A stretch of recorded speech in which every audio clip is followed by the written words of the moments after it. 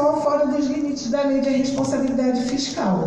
Ou seja, nós temos um OS que pode gastar até 70% do que ela recebe em recursos humanos, enquanto o setor público só pode gastar 54%. Há algo de errado. E aí a lei de responsabilidade fiscal é de 2000, a lei da OS é de 98, a lei de responsabilidade fiscal é de 2000 e ela limita despesa com recursos humanos. Como eu falei, para estados e municípios 60, sendo que 6 é para o legislativo e 54 para o executivo. Mecanismo importante para sustentar ajustes fiscais rescisivos, tá? Passa rápido. E aí tem a precarização do trabalho, né? Porque a privatização do sistema de saúde precariza os termos de trabalho e fere um dos eixos estruturais do SUS, que é a valorização dos seus recursos humanos. Então é importante a gente entender que a lei de responsabilidade fiscal, ela vai auxiliar muito justificativa de gestores, de prefeitos, governadores, que ela não pode contratar, não pode realizar concurso público porque já está no limite da lei.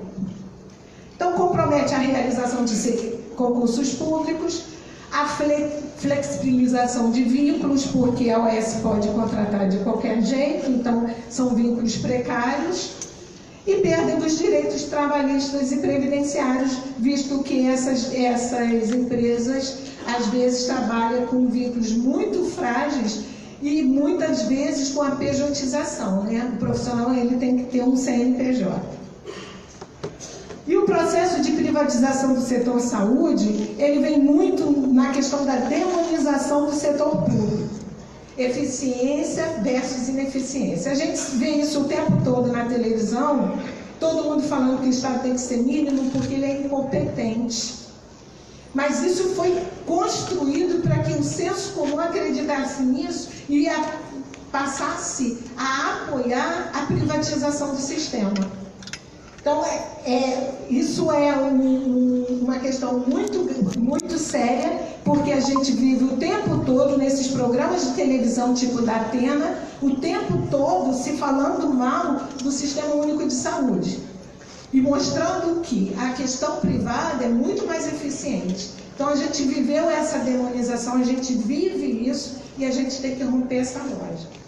A massificação dos contratos e convênios, o avanço na gestão do trabalho por meio de terceirizações, e da força de trabalho do contrato, e ainda a criação de fundações estatais de direito privado, e a Empresa Brasileira de Serviços Hospitalares também, que acaba descaracterizando a questão do SUS, sobretudo nos hospitais universitários.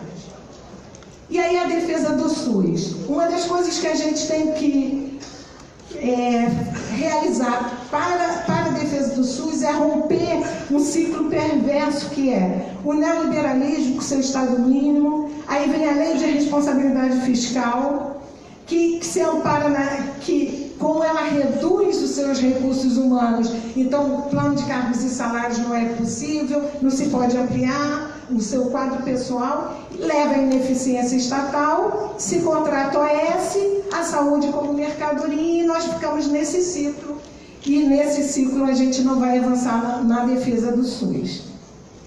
Outras questões que a gente pode pensar para a defesa do SUS é reestruturar as bases democráticas e redistributivas na política e na economia. Então, nós não podemos defender o SUS, é dividir a riqueza desse país. Então, a gente não pode, isso não pode não estar na nossa agenda na defesa do SUS. Reconstrução da base social de apoio à saúde pública. Que a Maria do Socorro também falou, a participação social, eu acho que um desafio para os conselhos municipais hoje é sair um pouco dos seus próprios muros e voltar para as bases, reconstruir essas bases. E mais do que tudo, ano que vem a gente tem eleição até municipal. Uma das coisas que a gente não tem mais, e lá em 86 nós tínhamos, era a bancada que defendia a saúde pública. Hoje a gente tem a bancada da bala, a gente tem a bancada do boi, a bancada da Bíblia, mas nós não temos representantes no parlamento defendendo o SUS. Eu acho que são questões que a gente agora, mais do que nunca, e sobretudo nas eleições do ano que vem, não basta um vereador falar que defende a saúde, a gente tem que saber qual é o histórico dele de compromisso em defesa do SUS. E não daquele examezinho que ele vai lá fazer, furar fila para seus clientes.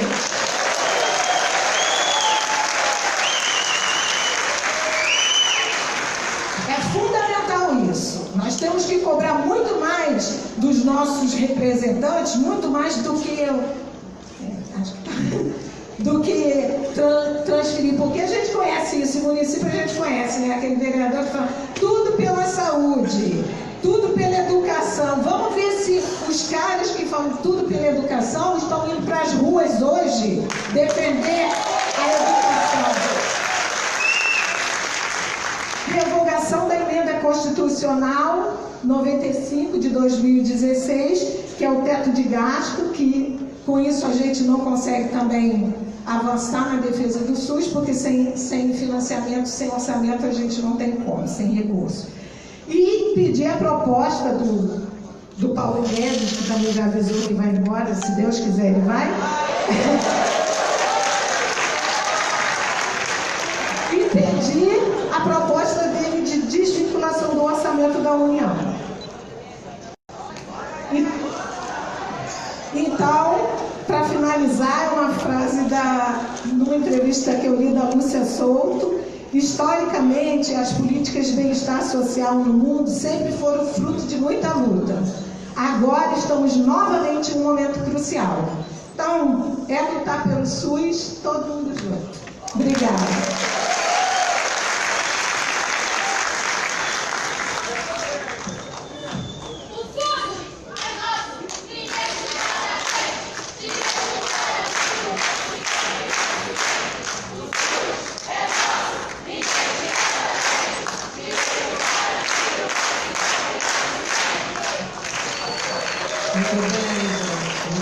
Vamos nos animando, que esse é um momento de animação. Vamos então partir para o eixo 3, consolidação dos princípios do Sistema Único de Saúde, do SUS. Convidamos Elaine Juncker Pelaz para fazer a palavra.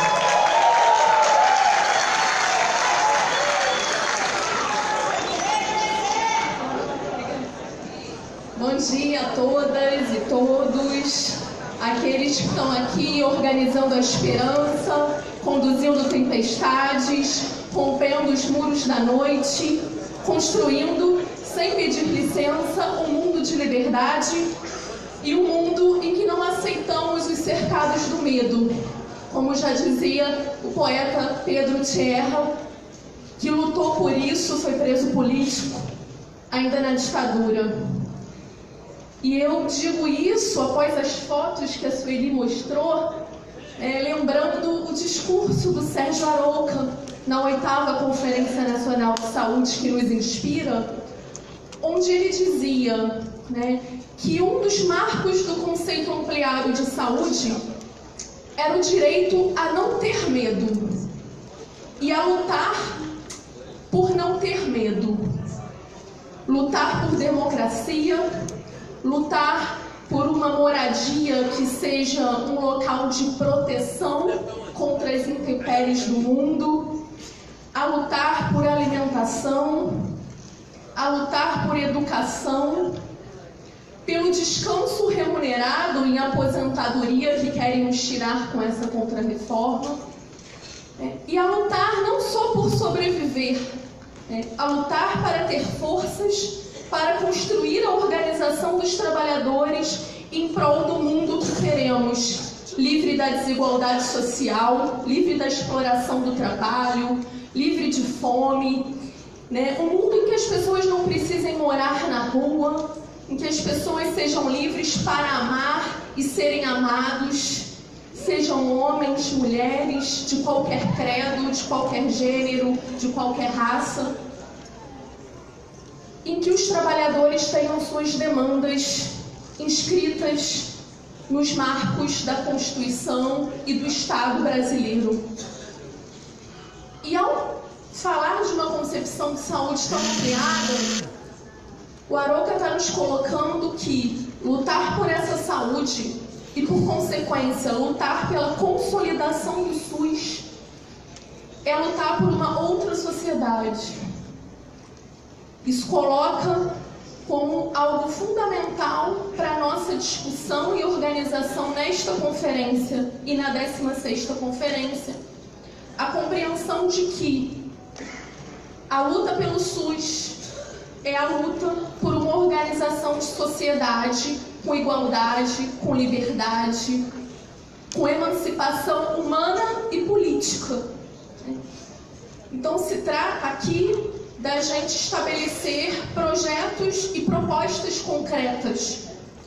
Significa lutar pela revogação da Emenda Constitucional 95, lutar contra a reforma da Previdência, lutar pela revogação da reforma trabalhista, lutar por planos de cargos, carreiras e salários, como os trabalhadores do Estado do Rio estão fazendo. Como os trabalhadores do Estado do Rio certamente vão resistir à medida jurídica impetrada ontem pelo governo do Estado, apesar da fala feita aqui de que garantiria condições para a implementação desse plano de cargos. Mas tenho certeza de que a resistência já está em curso e se aprofundará pelos trabalhadores do Rio como exemplo para o país inteiro. E eu quero partir para falar da consolidação do SUS, não apenas dos conceitos que a gente tem no caderno orientador da 16ª conferência, que vocês podem acessar no site e ver lá que a gente diz o que significa universalidade, o que significa um modelo de gestão, um modelo de atenção, todos os princípios do SUS que foram muito bem caracterizados pelas palestrantes que me antecederam, pelo Carlos Oquer Reis ontem. E eu quero partir das medidas concretas que estão em curso nos últimos governos e que nós temos que enfrentar para consolidar o SUS. Consolidar o SUS é resistir às medidas que estão em curso nos últimos governos Temer e Bolsonaro e é reafirmar a proposta de saúde do movimento de reforma sanitária. Coloca-se como tarefa fundamental reafirmar o princípio da universalidade. Não abrir mão de uma saúde para todos, sem nenhum tipo de estratificação, sem nenhum tipo de diferenciação de acesso ou de pacote de serviços. E aqui eu vou me permitir repetir o que a Socorro já trouxe sobre o projeto de reforma do sistema de saúde do Banco Mundial, porque vejo que terá centralidade no próximo período. Apesar de ser um projeto construído pelo ministro do governo Temer, ministro da Saúde Ricardo Barros, ele foi apresentado novamente em audiência pública em âmbito federal, que contou com a participação de representantes do Ministério da Saúde do governo Bolsonaro que referendaram esse projeto. Referendaram um projeto que não se baseia na universalidade, que fala de uma cobertura universal, que é nada mais, nada menos que um pacote básico e restrito de direitos para segmentos da população e que se afasta da política de atenção básica ordenadora do Sistema Único de Saúde que nós defendemos. Essa proposta, ela reafirma alguns pontos da Política Nacional de Atenção Básica que foi pactuada na reunião da CIT, ocorrida no governo Temer, sem a participação das entidades do controle social e sem o debate nos espaços democráticos do Conselho Nacional de Saúde, de conselhos estaduais, com o conjunto da sociedade.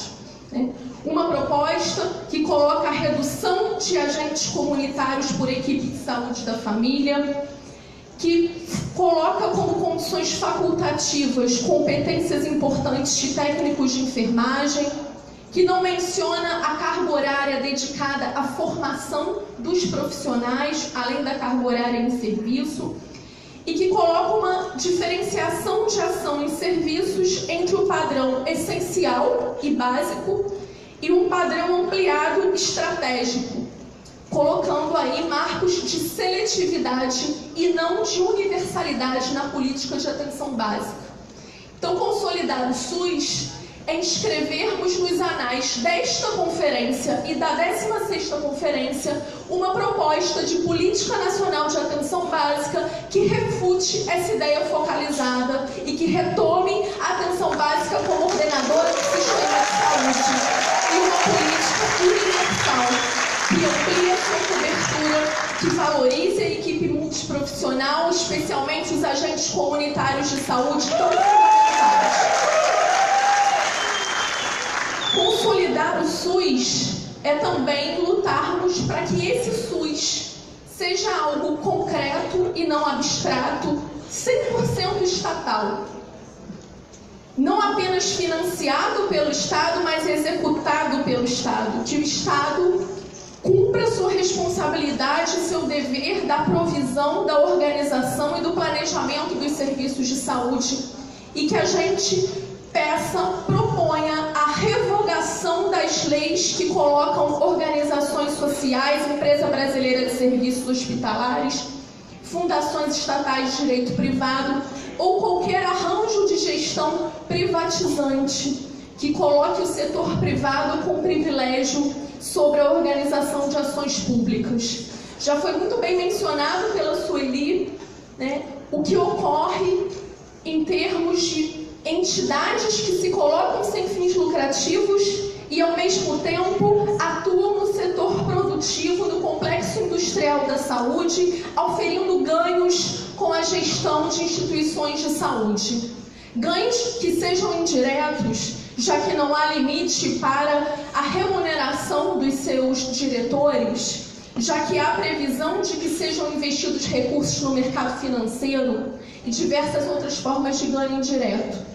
Então, consolidar o SUS é defender a gestão pública estatal direta e a revogação das OS e da EBSER e fundações.